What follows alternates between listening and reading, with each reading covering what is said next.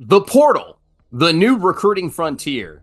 These are the new additions of the SEC. Their mission? To gain experienced new players, to seek out championships and new heights, to boldly build teams like no one has before.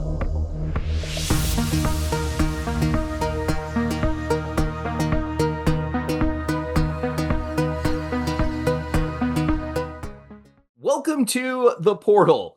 This offseason, we're starting a new series to break down the entire transfer classes of each team in the SEC. Yeah, we've been doing this for a minute now, but we're going to keep going. We're going to look at player and by player, looking at analytics and stats, players' games, their overall fit into their new team. Today, we're talking about the South Carolina Gamecocks. The Gamecocks shocked the entire conference last season, winning games no one expected them to and making a bid at the top of the SEC. It was an excellent second season for Lamont Paris, especially with a roster that might not have been as talented as several others in the conference. But key pieces from last year's team have either hit the portal or are out of eligibility. Donner Meechie Johnson and BJ Mack. Coach Paris had to make some moves to make a run with the Gamecocks again this season. So how did he do? Let's take a look at the transfers. Jordan Butler was a player last season that there was some optimism in the front court around at Missouri. However, things didn't quite work out the way anybody really wanted them to. And with several centers coming into Missouri next season, it's understandable why Jordan Butler hit the portal. He has some stretchability and is very long. Where he needs to improve is the consistency with his three-point shooting, and he'll likely need to add more muscle mass. He played 31 games for the Tigers last season and made 14 starts. He averaged 2.3 points per game and 2 rebounds a night in 11.4 minutes per game. Butler had his best game of the year, though, against Ole Miss. We'll see how much improvement Butler has made under Lamont Paris this offseason. Coming back home to South Carolina is also a big addition to this front court. Nick Pringle brings a winning culture and huge performances from Alabama. Pringle was a solid big man for Alabama when they desperately needed one last year.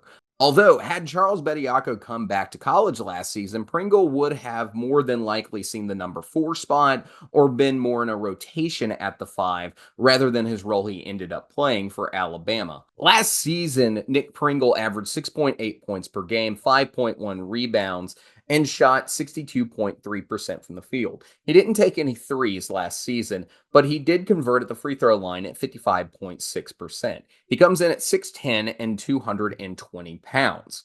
Pringle is an interesting addition to the South Carolina front court for this year. There certainly should be some optimism around him and what he can bring to the South Carolina team with his experience and coming from a culture like Alabama has right now under Nate Oates. A flip from VCU to South Carolina put one guard in the transfer class for Lamont Paris.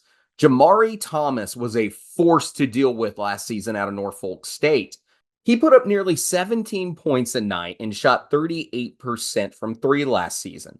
Thomas also distributes the ball well and plays solid defense. He was the MEAC player of the year. He is an undersized guard at under 6 foot. However, he might also be the most underrated player in this South Carolina transfer class. We'll see how his jump from the mid-major level to the SEC goes this season. It's a small class, so let's go ahead and go to the grading.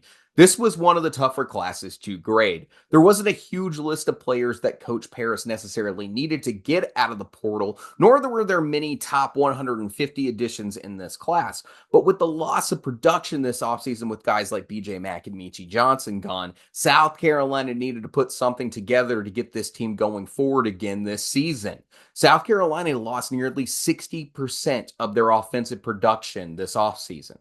We're giving the Gamecocks a B minus. You added some offensive firepower in Thomas. You found a starting big man in Pringle, and you got a player to develop in Jordan Butler. Overall, not a bad job.